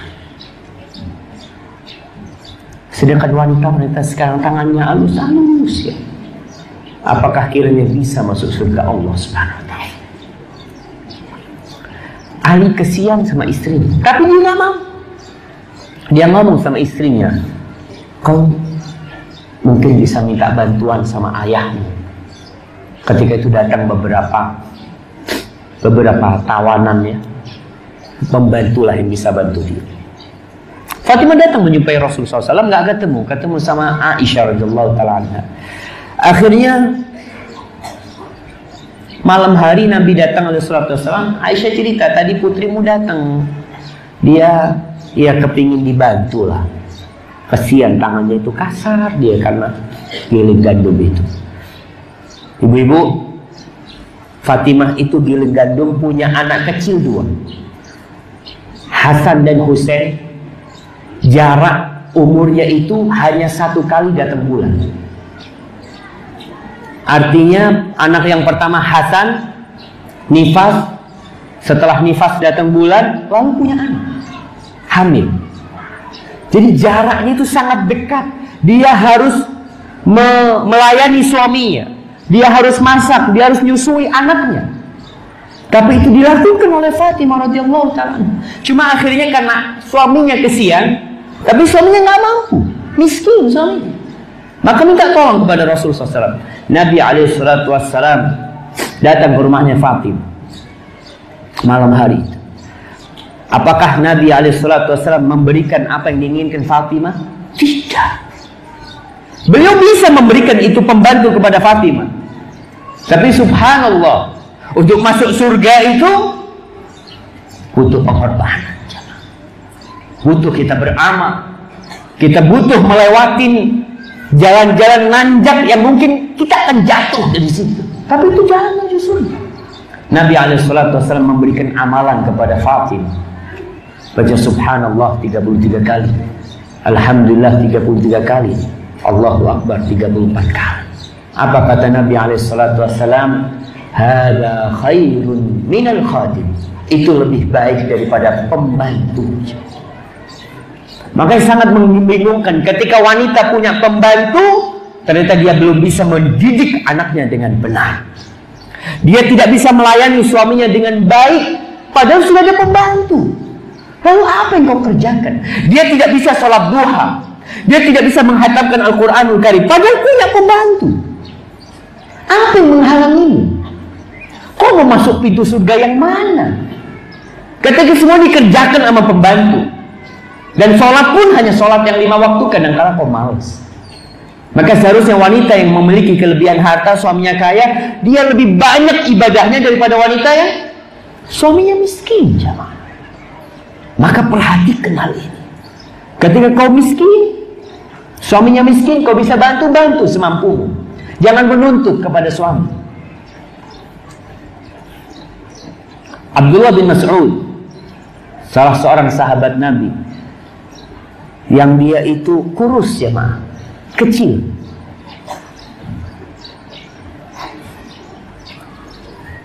Pernah suatu hari dia naik pohon arok, hendak mengambilkan siwak buat Rasul sallallahu alaihi wasallam. Ada angin yang datang menerpa sehingga terayun-ayun dia di pohon itu dan tersingkap betisnya. Kecil betisnya dan dia miskin, perawakannya nggak ganteng, kurus. Para sahabat tertawa melihat Abdullah bin Mas'ud tergoyang-goyang dan tersingkap betisnya yang kecil itu. Nabi SAW melihat kepada para sahabat yang mengatakan, mimma tadhakun? Apa yang kalian tertawakan? Para sahabat diam, mereka tahu kalau salah. Mereka mengatakan, ya Rasulullah, min diqqati saqai. Kita menertawakan kecilnya betisnya Abdullah bin Mas'ud. Ini mulai para sahabat menilai orang lewat fisik, menilai orang lewat dunianya. Maka Nabi SAW mengatakan, la saqub bin Mas'ud fil mizan athqalu min jabal Uhud. Kata Nabi SAW, tuh betisnya Ibnu Mas'ud nanti di timbangan hari kiamat lebih berat daripada gunung Uhud. Dan dia miskin ya mah. Kadang kala makan, kadang kala nggak makan. Istrinya namanya Zainab. Zainab itu dia bisa bikin-bikin dengan tangannya, nenun atau apalah. Dia bikin, dia jual, dia makan. Pernah suatu hari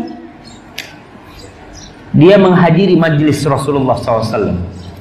Dia dengar Nabi SAW menyuruh bersedekah. Sedangkan Zainab ini nggak pernah sedekah. Hasil kerjanya habis dimakan sama suami dan anak-anak. Maka pulang dari kajian itu, dia mengatakan kepada suaminya, aku kayaknya mulai besok nggak bisa bantu kau lagi untuk makan. Soalnya aku kepingin sedekah. Lihat, orang miskin kepingin sedekah.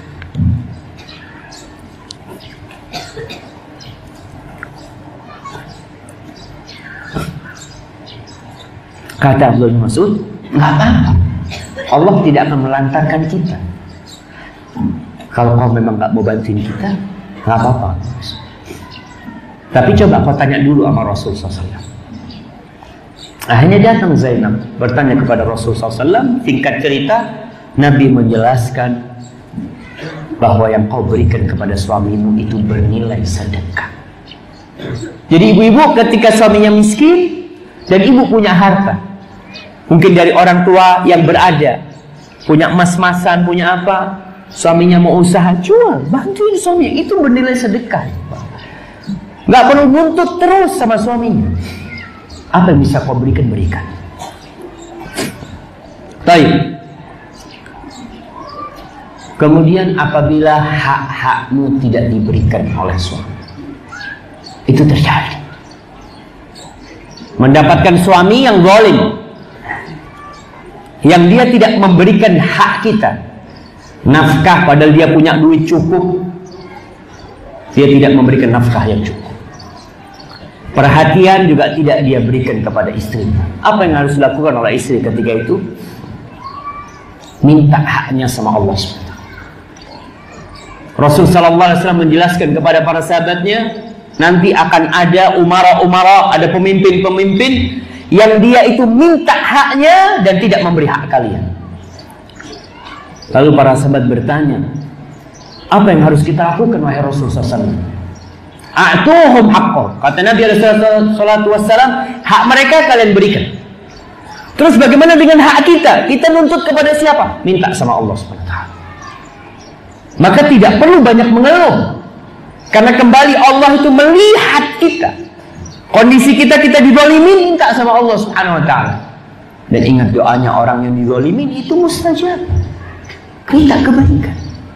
Maka tatkala hak-hak istri tidak diberikan nama suami, ya udah minta sama Allah, hamparkan si minta, ya Allah aku minta hakku, aku sudah berikan, tapi catatannya haknya suami diberikan. Suami minta ini, tetap melayani suaminya dengan baik. Kenapa? Karena niatku menikah itu untuk mengharapkan surga, bukan untuk yang lain. Kalau untuk kesenangan dunia, mungkin aku nggak kawin, nggak bang, tapi aku mengharap surga Allah SWT. Jadi mintalah haknya kepada Allah. Jangan suka curhat menceritakan kejelekan suaminya. Suami kita itu suami kita. Suami ibu-ibu itu banyak salah. Walaupun dia seorang ustaz, punya kesalahan, manusia biasa. Tapi seorang istri berusaha menjaga aib-aib suaminya tidak dikeluarkan. Tatkala dia ingin minta solusi permasalahan, cari orang yang amanah. Karena kita tahu, menutup aib seorang muslim, Allah akan menutup aib kita di dunia dan di akhirat. Tapi kalau ibu-ibu sudah membuka aib suaminya, na'udzubillah min dzalik. Kemudian yang terakhir, bagaimana kalau suami kawin lagi? Rame. Nah, para jemaah, ini yang terakhir ingin Ana sampaikan. Karena ada wanita yang lupa dengan 10 niat yang kita bicarakan. Ada wanita, na'udzubillah, yang sampai ingin bunuh diri. Udah ngaji. Na'udzubillah. Ini kejadian terjadi sama kita di Medina. Kejadian itu, ada teman dari Yaman, dia nikah lagi. Dia tinggal di, ya ana di lantai 1, dia di lantai dasar. Nah, suatu hari ribut-ribut, ana nggak tahu ada apa. Akhirnya ada ambulan atau dibawa ke rumah sakit istrinya dia. Ternyata istri dia yang pertama itu minum obat. Semua obat yang di rumah dia minum. Akhirnya kondisinya stres seperti orang yang gak waras. Kenapa? Karena suaminya kawin lagi. Apa sih yang kau cari dalam dunia ini? Apakah dalam niatmu menikah memang ingin suami ini nggak boleh dimiliki orang lain? Suamimu itu milik orang banyak. Dia milik orang tuanya. Ibu-ibu bisa melihat suami itu berangkat kerja kadang-kala sepekan, nggak pernah ribut. 2 pekan berangkat kerja, nggak ada yang diributkan. Yang penting bawa duit, pulang. Tapi ketika suami kawin lagi, itu seakan-akan kiamat. Ingat, kita hamba Allah. Kita akan mempertanggungjawabkan amalan kita sendiri-sendiri. Kebaikan ibu-ibu akan diingat sama Allah. Allah mengatakan, innallaha la yadhlimu mithqala dzarrah. Allah tidak akan mendolimi walaupun itu seberat dzarrah, seberat semut yang kecil. Wa in taku hasanatan yudha'ifha. Kalau itu kebaikan, maka Allah akan lipat gandakan. Ketika mendapati suami kawin lagi, tidak perlu mengatakan, aku sih kurang apa? Apa yang kurang dari diriku? Aku sudah melayani dia, anak udah 5, anak udah 3. Apa yang memisahkan? Apa sih kurangku? Nggak ada kurangnya. Nggak ada kurangnya insya Allah. Tapi menikah itu juga syariat Allah yang tidak boleh ditentang. Kalau itu terjadi, kau merasa berat, iya, wanita berat, tapi ingat, engkau tidak lebih baik dari Aisyah radhiyallahu taala anha. Aisyah itu dimadu sama Rasul sallallahu alaihi wasallam dengan berapa wanita? 8 wanita, 9 sama Aisyah. Jadi kau jangan berkata suamiku tidak setia, lah. Jangan dikatakan seorang lelaki yang menikah lagi tidak setia kepada istrinya. Bagaimana dengan Rasulullah sallallahu alaihi wasallam? Beliau 9 istrinya. Dan itu menandakan kesetiaan itu. Bukan dengan tidak menikah lagi. Ada laki-laki yang na'udzubillah, istrinya 1 tapi dia jajan. Dia berzina di luar. Dikatakan ini laki yang sejati tidak nikah lagi. Tidak seperti itu jemaah. Maka tatkala suami ibu menikah, ingat, aku tidak lebih baik dari Aisyah. Dia dimadu. Aku tidak lebih baik dari Asma binti Abu Bakar.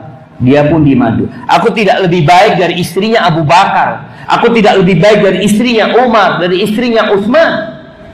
Yang mereka juga dimadu. Ingat tujuan hidup ini apa sih? Apa ibu-ibu mau sama suaminya? Sampai kapan sama suaminya? Akan datang satu masa berpisah sama suami. Kalau tidak dengan perceraian, maka kematian akan memisahkan. Itu pasti terjadi. Maka kalau kita niat awal itu dihadirkan, suami kawin lagi, nggak ada masalah. Aku berat, tapi ya Allah, aku minta tolong sama engkau ya, supaya aku tetap bisa melayani suamiku seperti dahulu. Aku minta tolong kepadamu ya Allah. Kalau suamiku tidak memberikan hakku, aku akan minta sama engkau. Aku punya anak-anak ya Allah, aku persiapkan anak-anakku ini. Paling tidak, kalau suamiku tidak membawaku ke surga, anak-anakku nunggu aku di surga ya Allah. Munculkan niat-niat awal untuk hidup itu, sehingga tidak perlu ya berat-berat. Tapi semua sudah ditulis. Pena itu sudah diangkat dan lembaran itu kering. Lanjutkan perjuangan ibu-ibu menciptakan mujahid-mujahid fi sabilillah. Ada seorang wanita, istri Anda cerita. Ada seorang wanita, suaminya kawin lagi dan suaminya kurang perhatian. Kata wanita ini, ditanya, Mbak, gimana Mbak dengan di madu kayak gini? Ya, kata wanita ini, Masya Allah ya, mau gimana lagi, udah takdir Allah SWT. Anak berharap, anak membesarkan anak-anak anak, dan anak-anak anak berbakti sama anak nanti. Kemudian anak masuk surga Allah SWT. Selesai jemaah. Hidup ini ujian.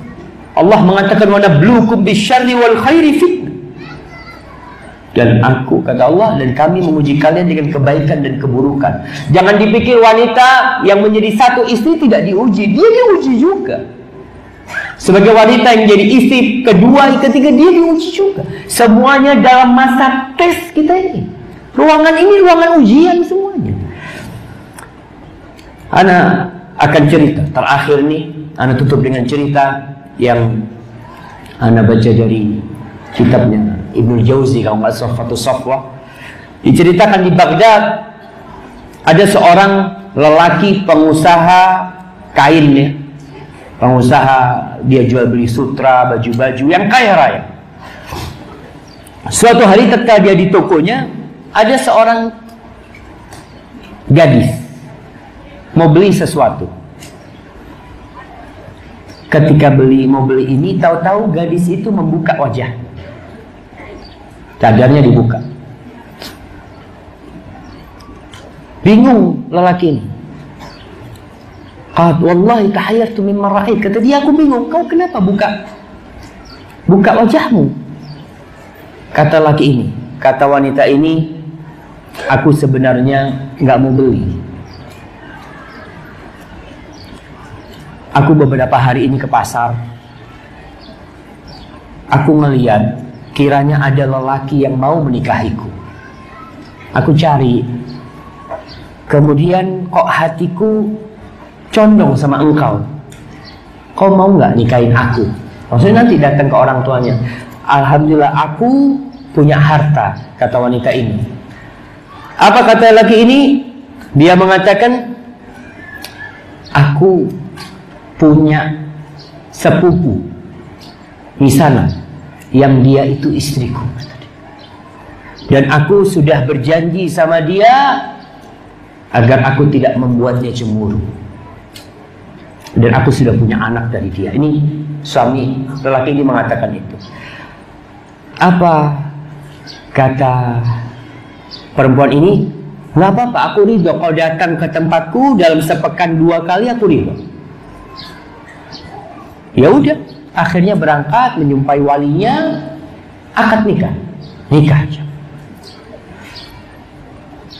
Dia pulang ke rumahnya, ngomong sama istrinya, aku kayaknya malam ini ada acara, aku nggak bisa pulang. Ya udah, kata istrinya, nggak apa-apa, kalau memang ada acara, fadhal. Berangkat, bermalam di tempatnya istri keduanya itu. Seperti itu kejadian. Siang hari suaminya datang ke istri keduanya. Sampai berlalu 1 tahun kira-kira, istri pertama mulai curiga. Nggak bisa, mesti ketahuan istri pertama. Mau sembunyi gimana pun ketahuan. Dia ngomong sama pembantunya yang perempuan, kau ikutin bapak tuh. Kemana dia pergi? Diikutin sama pembantunya. Nggak tahu kalau diikutin. Ya biasa. Ke toko di Baghdad, di pasar Baghdad, ke tokonya. Selesai dari toko itu, siang hari pergi lagi. Waktu istirahat diikutin sama pembantunya, masuk sebuah rumah. Lalu perempuan ini, pembantu ini datang ke tetangga-tetangganya, tanya, ini rumah siapa? Dikatakan ini rumahnya seorang wanita, dia menikah sama pedagang kain di pasar itu, menikah. Tahu? Oh iya, makasih katanya. Pulang dia. Setelah pulang cerita bahwasanya suamimu itu kawin lagi, istrinya di tempat ini, kata dia. Oh iya, ingat, nggak ada 1 orang pun yang ngasih tahu dia. Kalau aku sudah tahu. Subhanallah jamaah, istri tidak ngasih tahu suaminya, tetap dia menghargai suaminya, menghormati suaminya. Setelah setahun penuh dalam pernikahan yang kedua itu, sakit suaminya dan meninggal dunia. Dalam kondisi istrinya tidak ngasih tahu kalau tahu suaminya ini punya istri kedua. Setelah meninggal dunia, dilihat warisannya ternyata disebutkan 8.000 dinar. Tahu berapa 8.000 dinar? 1 dinar itu 4 gram seperempat. Jadi kalau 1.000 dinar itu 4 kilo seperempat. Kalau 8.000 pakai 8 berapa? Berapa jamaah? 32 lebih lah. Jadi kira-kira 36 kilogram emas peninggalan suami. Istri yang pertama diambil tuh duitnya, kemudian dia bagi warisannya. Warisan bagi dia ambil, buat istri dia ambil, buat anaknya dikasih semua. Lalu yang bagian dia dibagi 2. Dia ngomong sama pembantunya, kirimkan ke istri dia yang kedua. Dibawa itu duitnya mah. Kemudian dikasih tahu bahwasanya lelaki yang kau nikahi itu meninggal dunia dan dia meninggalkan duit sekian, dan dia punya anak 1 waktu itu, udah dikasihkan ke anaknya. Terus ini bagianmu separuh, 1.000 dinar tuh dibagi 2, ini punyamu. Kemudian apa kata wanita istri yang kedua ini? Dia menangis. Dia lalu mengeluarkan sebuah surat dari kotaknya, sampaikan kepada istri pertamanya, kalau suamiku sudah menceraikanku, jadi aku nggak berhak dapat warisan ini.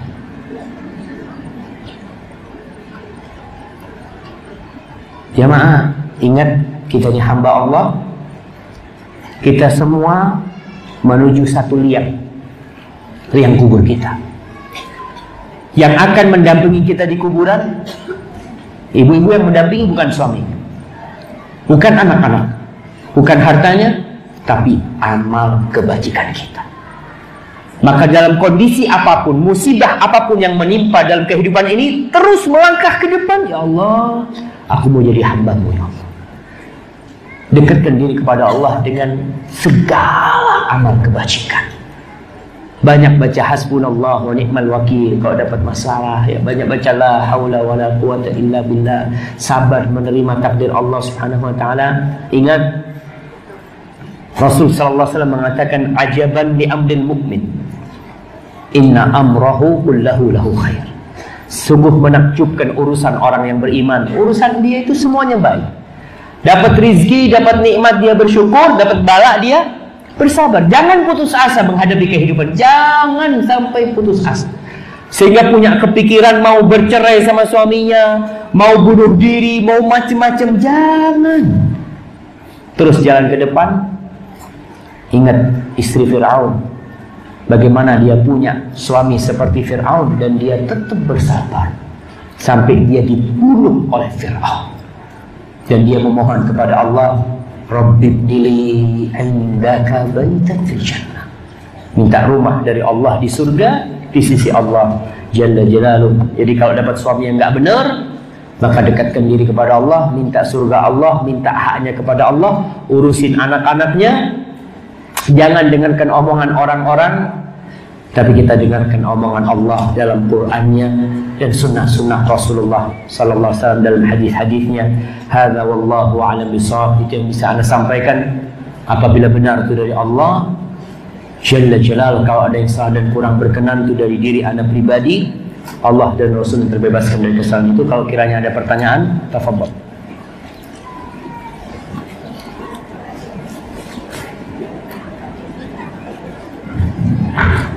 Sudah diingatkan pada ibu-ibu, kalau posisi pertanyaan, kemudian foto, video juga tidak dibenarkan.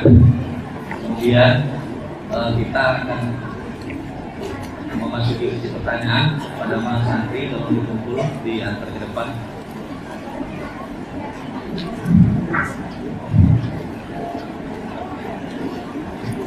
Ini dulu. Jangan ada. Nah, yang ada. Jazakallah.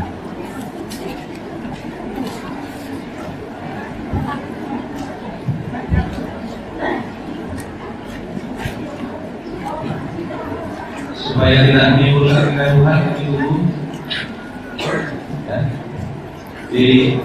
Iya, di estafet aja ke depannya, di estafet kalau di depan. Baik, sambil menunggu yang lainnya, ini ada beberapa pertanyaan yang udah masuk. Yang bisa Anda jawab akan Anda jawab. Ini ada pertanyaan, apakah setelah nazar sebagai wanita, apa kita berhak menunggu kabar darinya atau menanyakan Bagaimana kelanjutannya? Apa itu dibolehkan? Boleh kedua jamaah. Dalam artian ketika ada yang nabor, tanya nanti. Tapi biasanya dia akan kasih jawaban. Tapi kalau nggak ada jawaban, ditanyakan gimana lanjutannya. Kalau nggak ada jawaban, supaya tidak menutup pintu buat yang lainnya, sehingga lainnya yang mau nabor dia bisa nabor. Barakallahu fikum.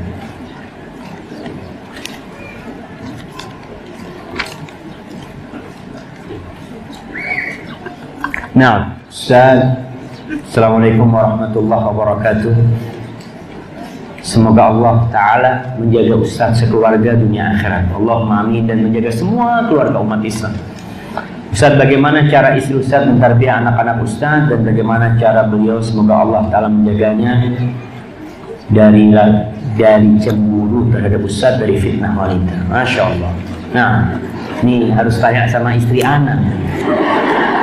Iya, anak sering digodain sama istri anak. Kalau anak lagi pakai surban, dia ngomong, Masya Allah, Ustadz artis lagi mau kasih kajian, kata dia. Anak ketawa aja. Alhamdulillah, istri anak, semoga Allah menjaga dia. Istri anak sama dengan wanita lain. Dia tercipta dari tulang rusuk yang bengkok. Dia pencemburu, tapi dia baik. Artinya cemburu dia itu seringkali dia ingatkan, dia mengatakan, udahlah abang kalau di rumah milik anak. Tapi kalau sudah keluar rumah, dia dapat nasihat dari satu ibu, ya. Ada seorang wanita dari Padang, anak ingat, subhanallah, semoga Allah menjaga dia. Dia ngasih nasihat istri anak. Dia mengatakan, kau tahu suamimu di kamar itu milikmu. Di luar kamar, suamimu, milikmu, dan milik anak-anak. Di luar rumah, sudah bukan milikmu lagi. Dia milik orang tuanya, dia milik kakaknya, adiknya, dan milik orang banyak. Maka kau perlu tahu, ketika suamimu di rumah, ketika itu dia jadi milikmu. Dan Masya Allah, istilahnya semoga Allah menjaga dia. Adapun mentarbiyah anak-anak, ya kayaknya pertanyaan ini tanyakan ke istri anak aja. Barakallahu fiik. Anda masuk ke pertanyaan yang selanjutnya. Bagaimana cara kita mengetahui akhlak calon suami kita, sementara kita tidak mengenal orang-orang di sekelilingnya, tetapi dia mempunyai niat yang baik, hendak meminang kita? Harus cari tahu, juga. Artinya cari tahu semaksimal mungkin. Karena ada sebuah kejadian. Kadang-kadang gini, yang bawa itu lelaki, kerabat kita. Kerabat nih, ya, nih bawa mengenalkan sama seorang gadis, sama keluarga tuh gadis. Jangan percaya 100% sama yang bawa. Harus cari tahu.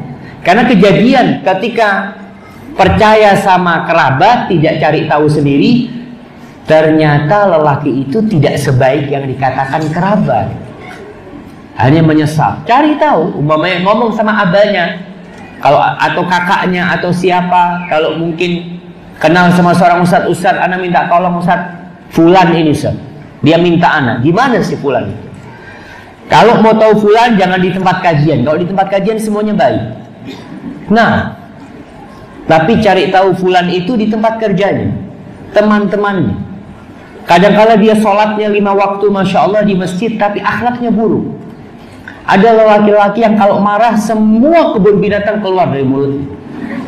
Nah, maka dengan cara seperti itu kita tahu fulan gimana. Fulan masya Allah, fulan nih kalau ngaji masya Allah baik, sholat, puasa sunnah. Tapi kalau sudah ngomong nyakitin hati, kayak gitu hati-hati. Maka perlu, umpamanya gini, fulan dari kampung sana, kirim orang untuk datang ke kampung sana, tanya sama imam masjid. Nah, masjid fulan gimana? Fulan anaknya bapak fulan. Iya, masya Allah, kata dia. Fulan tuh anak waktu khutbah Jumat mesti telat datang. Makanya jangan, itu agamanya udah nggak baik. Ustaz, wanita itu secara fitrah menyukai perhiasan, berdandan, dan barang-barang yang bagus. Mohon nasihat agar kami tidak berlebihan dalam membeli sesuatu. Bagaimana batasan berdandan dan berhias yang boleh kita pakai saat keluar rumah. Barakallahu fiik. Iya, berkaitan dengan wanita suka berdandan itu sudah fitrahnya. Bahkan wanita sejak kecil sudah didandani sama orang tuanya. Anak kadang-kala sama istri, ya anak salah. Kadang-kala anak punya anak yang kecil ya, waktu itu udah dikasih bando ya. Saya ngomong, kesian dia itu, nggak ada gunanya buat dia. Ternyata gunanya buat ibunya. Jadi kalau anaknya cantik, dia kepingin tunjukin sama orang-orang, yaitu wanita. Seperti itu. Terus bagaimana supaya tidak berlebih-lebihan dalam membeli sesuatu? Ya lihatlah jamaah. Sering kita mendengar kita itu harus balance, harus imbang dunia dan akhirat. Oke, kalau ibu-ibu beli tas harganya 20 juta, maka sedekahnya juga 20 juta. Nah, jemaah, ada tas harganya 1 miliar. Ada perempuan Masya Allah punya tas 1 miliar, beli 1 miliar, pas sedekah 1 juta susah. Ini yang nggak benar. Kau kalau punya kelebihan harta dan kau mau beli tas itu dan kau merasa mampu, nggak apa-apa, tapi sedekahmu juga seperti itu. Maka tolong paling tidak kalau bicara Rasul SAW melarang kita untuk menghambur-hamburkan uang sebenarnya. Jadi kadang-kadang tak manfaat ya. Tas seharga 1 miliar kalau diberikan kepada tukang sayur, dibikin apa sama dia? Diisi tahu sama dia, diisi apa? Karena dia nggak tahu. Yang tahu kan tas mahal itu orang-orang yang berduit gitu. Tapi orang desa nggak tahu. Maka tolong perhatikan. Bagaimana berdandan? Ya ingat, wanita itu disuruh bersolek di dalam rumah untuk suaminya. Bahkan wanita yang baik adalah yang tatkala dilihat suaminya menyenangkan hati. Apa saja di rumah boleh. Tapi kalau keluar rumah, di sini ada khilaf di antara para ulama. Masalah wajah, apakah wajah itu aurat atau bukan, terjadi khilaf di antara para ulama. Tapi yang tidak pakai cadar, maka hindari yang namanya make up untuk wajahnya. Seperti itu. Kemudian kalau dia boleh pakai cincin, ya dia boleh pakai cincin. Itu termasuk yang boleh dilihat. Menurut sebagian ulama nggak ada masalah. Tapi kalau yang untuk wajahnya, hati-hati. Karena ibu-ibu nggak pakai make up aja udah fitnah, apalagi pakai. Allah mengatakan waqarna fi buyutikunna. Wanita itu tempatnya di rumah, kata Allah.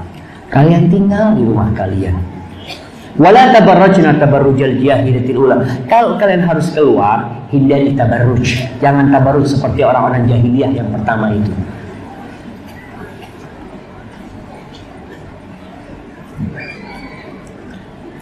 Ustaz, bagaimana hukumnya kajian akhwat seperti tanpa penghalang atau tirai sebagai pembatas pandangan akhwat?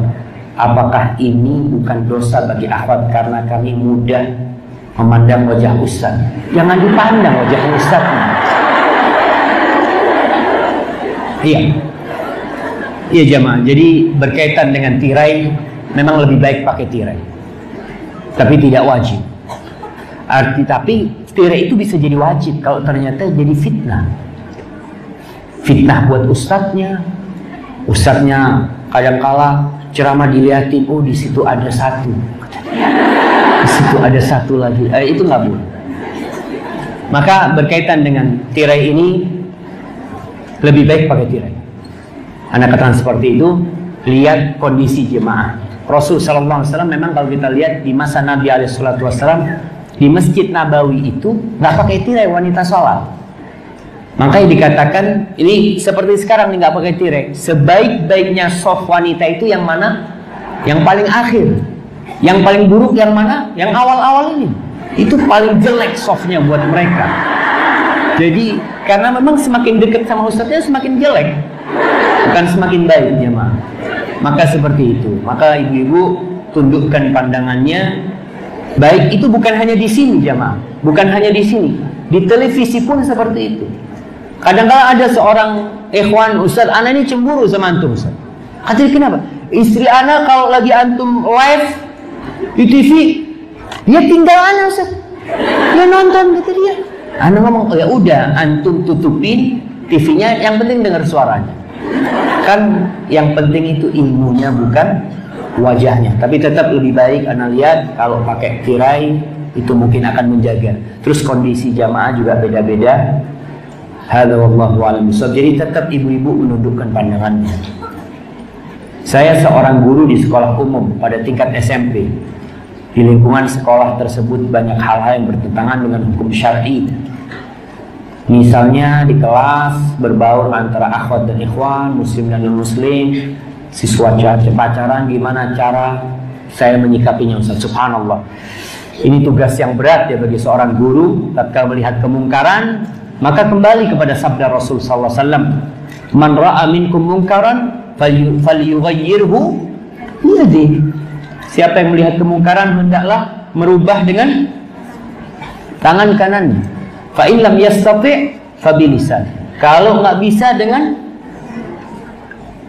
lisannya, nggak bisa dengan hatinya, maka ibu apa yang harus sikapi? Itu kemungkaran, rubah kemungkaran menjadi tidak mungkar, menjadi baik.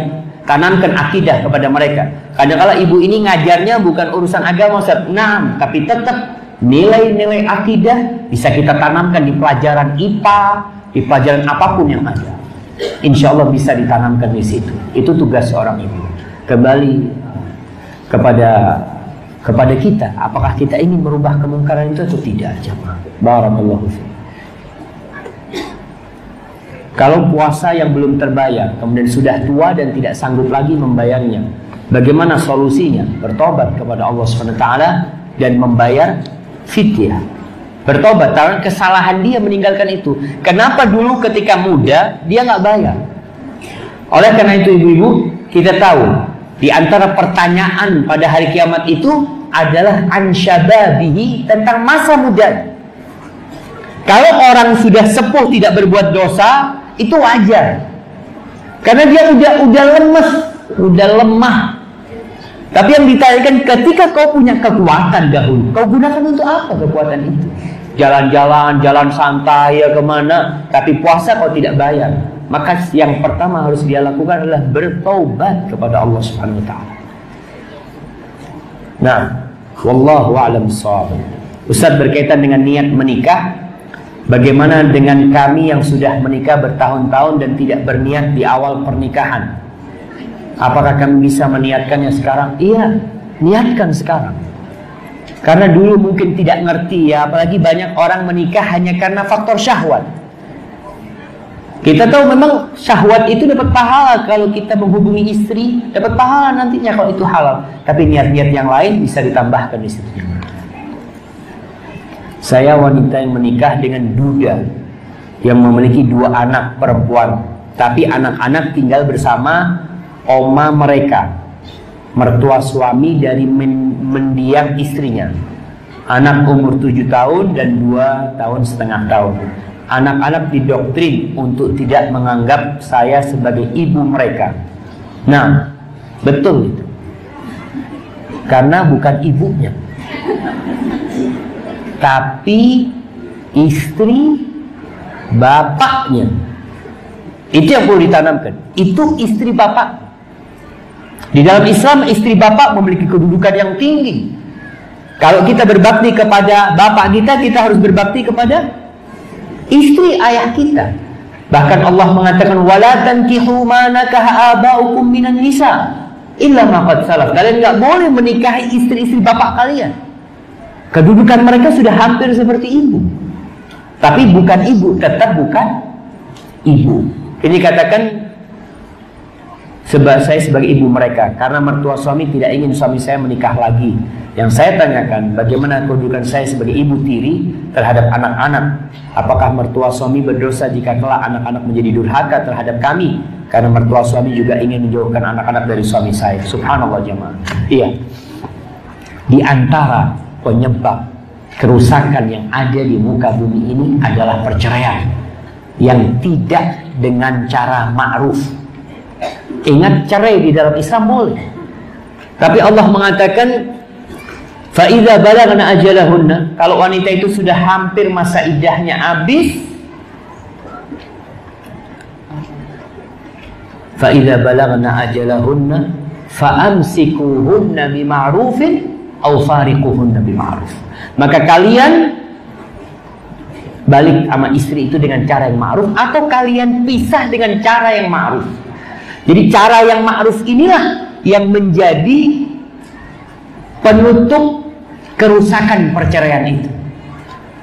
Jadi kalau bercerainya itu dengan cara yang baik, memang sudah tidak ada kecocokan ya, kayaknya kita tidak bisa lanjutkan pernikahan ini, suami juga menceraikan istrinya di waktu yang disunnahkan. Allah turunkan surat At-Thalaq. Di situ ceritakan bahwasanya suami tidak boleh menceraikan istrinya dalam kondisi haid, tidak boleh menceraikan istrinya dalam kondisi suci tapi sudah dihubungin. Kadang-kala nih suami istri malam masih kumpul, pagi diceraikan. Nggak benar dalam Islam seperti itu. Istrinya dalam kondisi datang bulan diceraikan, nggak boleh dalam kondisi seperti itu. Penyebab kerusakan ini karena cerainya tidak sesuai dengan cara yang syar'i. Maka di antara penyebab anak durhaka karena cerainya nggak syar'i. Kemudian orang tua jadi memutuskan hubungan, padahal ukhuwah Islamiyah itu tidak pernah putus dengan perceraian. Si anak sama mertuanya walaupun sudah cerai tetap itu mertua dia, kakek buat anak-anak dia. Maka dijaga hubungan itu. Terus bagaimana sikapnya? Apakah mereka dosa-dosa nantinya? Tapi tetap berusaha untuk berbuat baik, mendekatkan diri. Si suami ibu ini terus suruh memberikan nafkah kepada mereka, kepada anak-anaknya dan kepada yang merawat anak-anaknya. Hadza wallahu a'lam bishawab. Sudah selesai? Nah, iya. Baik, barakallahu fikum. Itu yang terakhir jemaah. Kembali ke masalah kajian tanpa tirai ini, seharusnya memang pakai tirai. Panitia tanya, Ustaz pakai tirai apa enggak? Anda ngomong terserah panitia. Panitianya siapa? Abu Zubair panitianya. Ustaz Abu Zubair hafizahullah ta'ala. Ustaz Abu Zubair ini kakak kelas anak. Ibu-ibu, Anda sebenarnya malu mau ceramah di ma'had beliau ya. Tapi karena seorang kakak minta adiknya untuk ceramah, ya Anda datang menyampaikan di sini. Tapi sebenarnya yang pantas memberikan nasihat adalah beliau Al-Ustaz Abu Zubair hafizahullah ta'ala. Nasihat Anda yang terakhir buat semuanya, jangan berhenti menuntut ilmu. Banyak hal-hal yang belum kita ketahui tentang Allah subhanahu wa ta'ala. Pelajari tentang Allah, pelajari tentang tauhid, kaji tentang asma'ullahul al-husna. Datang ke kajian-kajian itu dan tetap memposisikan diri. Kalau ibu sebagai istri, jadilah istri yang soleha. Sebagai anak, jadilah anak yang berbakti. Sebagai seorang ibu, jadilah ibu yang membawa anaknya ke surga Allah subhanahu wa ta'ala. Hadza wallahu a'lam bishawab. Ana mohon maaf apabila ada kesalahan dan ketidaknyamanan ini. Subhanakallahumma bihamdika asyhadu an la ilaha illa anta astaghfiruka wa atubu ilaik. Wassalamualaikum warahmatullahi wabarakatuh.